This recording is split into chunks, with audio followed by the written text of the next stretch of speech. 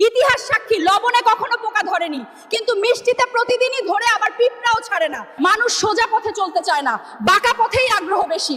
তাই তো মদ বিক্রেতাকে কোথাও যেতে হয় না, কিন্তু দুধওয়ালাকে বাজারে দাঁড়ে দাঁড়ে ঘুরতে হয়। আমরা সর্বদা দুধ বিক্রেতাকে বলে থাকি, দুধে জল মিশাননি তো? আর মানুষ মদে জল মিশে খায়। আজ পর্যন্ত মানুষকে এতটুকুই চিনলাম। কচু পাতা দেখেছেন নিশ্চয়ই, ওপরে সবুজ আর ভেতরে চুলকানিতে ভরা। ঠিক তেমনি কিছু মানুষ আছে, বাইরে থেকে দেখতে ভীষণ সুন্দর পরিপাটি, কিন্তু ভেতরটা আবর্জনায় ভরা। সাপ দুধ খেয়ে বিষ উগরে দেয়, আর গরু ঘাস খেয়েও দুধ দেয়। সুতরাং দোষটা খাবারের নয়, পার্থক্যটা স্বভাবের। নিজের যোগ্যতা নিয়ে কখনো অহংকার করবেন না। মনে রাখবেন, পাথর কিন্তু নিজের ওজনের জন্য জলে ডুবে যায়। কি আজব দুনিয়া জানেন?